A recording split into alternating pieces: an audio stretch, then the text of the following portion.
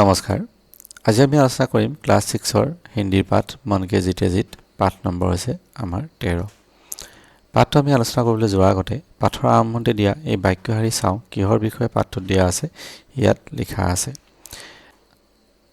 স্বাধীনতা দিৱস पर सामूहिक रूप से समारोह मनाया जाता है স্বাধীনতা দিৱসত সামূহিক আমি হিন্দীটো চাউণ্ড কৈছো অসমীয়াত সামূহিক হ'ব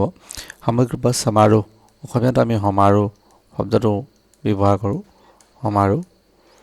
मनाया जाता है मनाया माने पालन কৰা इसमें सभी संप्रदाय के लोग भाग लेते हैं और এই সমাৰোহত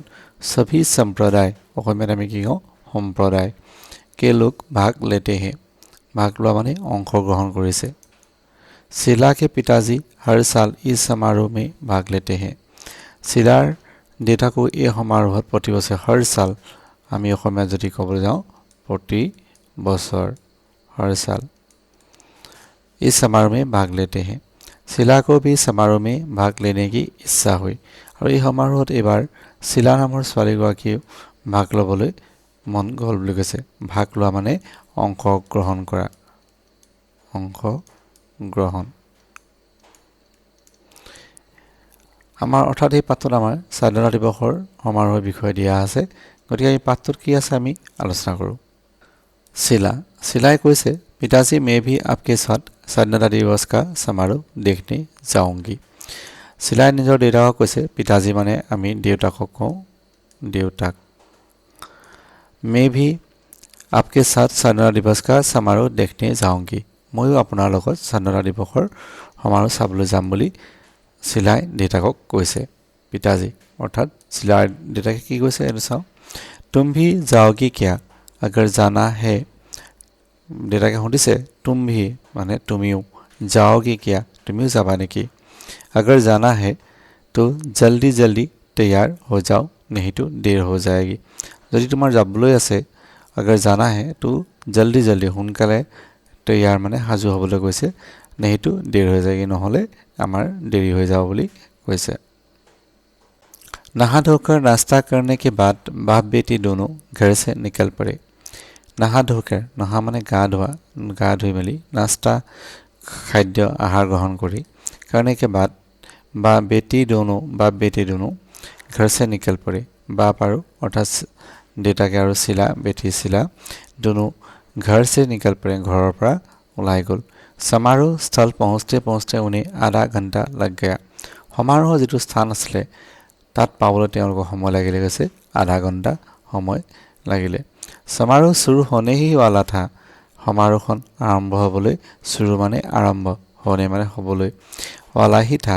दोनों अपने अपने स्थान पर बैठ गए समारोह आरंभ হ'বলৈ হৈছে আৰু दोनों अपने अपने অৰ্থাৎ নিজৰ নিজৰ স্থান অসমীয়াত আমি স্থান শব্দটো ব্যৱহাৰ কৰোঁ স্থান पर बैठ गए বহিলে इतने में जन गण मन संगीत चारों तरफ गूंज उठा বহিবলৈ ললে এই সময়ত নিজৰ ঠাইত বহিলেহে इतने में जन गण मन संगीत चारों तरफ गूंज उठा सभी सम्मान में खड़े हो गए शीला আৰু তেওঁৰ দেউতাকে বহিছিলে সেই সময়তে জনগণ মন সংগীত সব ফালৰ পৰা মাত্ৰ তেওঁলোকে শুনিবলৈ পালে আৰু সবি সম্মান में खड़े हो गए আমি জানো আমাৰ সন্মানৰ ৰাষ্ট্ৰীয় সংগীতটো গালে জনগণ মন গোৱা হয় আমি সকলোৱে থিয় হ'ব লাগে আৰু সন্মান জনাব লাগে আৰু शीला আৰু তেওঁৰ দেউতাকেও কি কৰিলে সংগীতৰ মাতটো শুনাৰ লগে লগে তেওঁলোকৰ সন্মানৰ কাৰণে তাত থিয় হৈ খৰে মানে থিয় হোৱা বহা ঠাইৰ পৰা তেওঁলোকে থিয় হৈ দিলে उस दिन शीला बहुत खुश थी उस दिन সেইদিনাখন शीला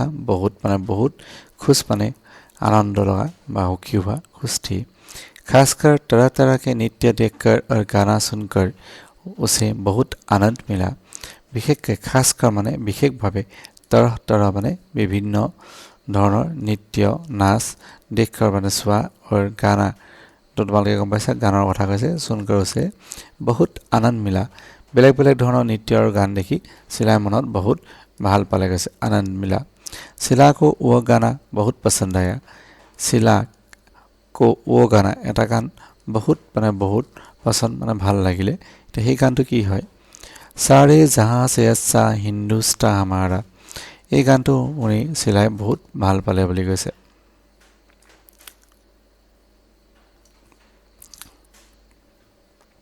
कई लड़के लड़कियां कतारों में खड़े होकर ये गीत गा रहे थे। कई लड़के लड़कियां बहुत लड़ा ছোৱালী कतारों माने हारी पाती में खड़े होकर खड़े माने ठीक हुए होकर ये गीत गा रहे थे। शिला भी गुनगुनाने लगी और शिलाय गुनगुना मुखर ভিতৰতে शिला ये गानটো गुनगुनाবলৈ ধৰিলে। पर कब उसने गुनगुनाना बंद किया पता ही नहीं चला। কিন্তু কোনোবা এটা সময়ত শিলাই এই गुनगुनाবলৈ বন্ধ কৰিলে क्यों ताई निजे गौर न पाले। किसी को देखकर वो दुविधा में पड़ गई। किसी को কাৰোবাক চাই দেখি वो दुविधा माने কি কৰোঁ কি নকৰোঁ হোৱা যিটো মনৰ ভাৱ সেইটো दुविधा বুলি কয়। दुविधा में पड़ गई। এতিয়া চাওঁ ইয়াৰ পিছৰ পাঠটো আমাৰ কি দিয়া আছে। শিলাই সেই সময়ত কাৰোবাক দেখি दुविधाত পৰিলে। এতিয়া কাক দেখিলে কি কৈছে उसने पिताजी से कहा। उसने माने शिलाई पिताजी ক'লে पिताजी देखिए उस लड़के को देखिए जो बगल में खड़ा होकर गा रहा है।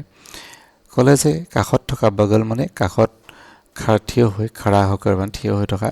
গান গাই থকা ল'ৰাটোক চাবলৈ ক'লে। उसने हाथ में बैसाखी क्यों ले रखी है पिताजी। ক'লে সেই ল'ৰাজনে उसने हाथ में बैसाखी माने যেতিয়া ভৰিত বা ক'ৰবাত দুখ পায় মানুহে সহায়ৰ কাৰণে খোজ কাঢ়িবৰ কাৰণে যেতিয়া লোৱা হয় কি কৈছে बैसाखी। কি কাৰণে লৈ আছে বুলি কৈছে वो और वो लड़की वो काली ऐनक पहनी हुई है। এটা ল'ৰাই দেখিছে যে হাতত এডাল बैसाखी লৈ আছে আৰু और वो लड़की वो काली ऐनक काली माने কলা ऐनक माने আমি অসমীয়াত কওঁ চশমা কলা চশমা পিন্ধি আছে। लगता है वो आंखों से देख नहीं पाती। শিলাই কৈছে लगता है লাগে যে এনেকুৱা वो आंखों से চকুৰে देख नहीं सकती। সেই ছোৱালীজনীয়ে চকুৰে দেখা নেপায় বুলি কৈছে। ইয়াত তোমালোকে পিকচাৰখন ছবিখন চোৱা এইগৰাকী ছোৱালী আছে চশমা পিন্ধি থকা আৰু এয়া হৈছে बैसाखी বুলি কৈছে যে যিটো থিয় হ'বৰ কাৰণে লোৱা যিডাল তোমালোকে এডাল দেখিছা চাগে লাঠিডাল এডাল কোৱা হৈছে बैसाखी। ঠিক আছে পাঠটো আগত কি দিয়া আছে চাওঁ। पिताजी तुम्हारा अनुमान ठीक है बेटे। पिताजी देताকে কৈছে तुम्हारा अनुमान ठीक है बेटे। बेटे माने ইয়াক শিলাক কৈছে যে তোমাৰ অনুমানটো শুদ্ধ হয়। হা वो दृष्टिहीन है। যিগৰাকী ছোৱালী চশমা পিন্ধি আছে তাই চকুৰে দেতাকে ক'লে যে তোমাৰ অনুমানটো ঠিকই আছে কাৰণটো वो दृष्टिहीन है। दृष्टिहीन माने চকুৰে দেখি নোপোৱা মানুহক दृष्टिहीन বুলি কোৱা হয়। और उस लड़के को जो देख रही हो वो ठीक तरह से चल नहीं पाता। अर्थात যিটো ল'ৰাই बैसाखी লৈ আছে সেই ল'ৰাটো ঠিক तरह से चल नहीं पाता ভালদৰে খোজ কাঢ়িব নোৱাৰে বুলি কৈছে। इसलिए बैसाखी के सहारे खड़ा है আৰু সেইকাৰণে ল'ৰাটোৱে बैसाखी লৈ सहारे माने সহায়ত खड़ा माने থিয় হৈ থকা। पर एक बात याद रखना बेटे वो भी तुम लोगों की तरह ही है। किंतु एक बात এটা কথা ইয়াত মানে মনত ৰাখিবলৈ কৈছে रखना बेटे वो भी तुम लोगों की तरह ही है। वो भी সিহঁতেও तुम माने তোমাৰ নিচিনা তৰা মানে নিচিনা হয় বুলি কৈছে। শিলা पिताजी क्या वो स्कूल जाते हैं। শিলাই সুধিছে যে সিহঁতে স্কুল যায়নে। पिताजी हाँ क्यों नहीं। पिताजीয়ে কৈছে যে হয় কিয় নহয়নো সিহঁতেও স্কুল যায়। समारोह समाप्त हुआ दोनों पैदल ही घर की तरफ रवाना हुए। समारोह শেষ হ'ল স্বাধীনতা দিৱসৰ দুইজনে পেডল মানে খোজকাঢ়ি যোৱা সেই घर की तरफ रवाना हुआ ঘৰৰ ফালে रावना हुआ। पिताजी ने फिर बातचीत शुरू की। আকৌ দেউতাকে কথা পাতিবলৈ আৰম্ভ কৰিলে। बातचीत মানে কথা পতা शुरू माने आरम्भ करा फिर माने पुनर। पिताजी हाँ बेटे तुमने स्कूल जाने की बात पूछी थी ना।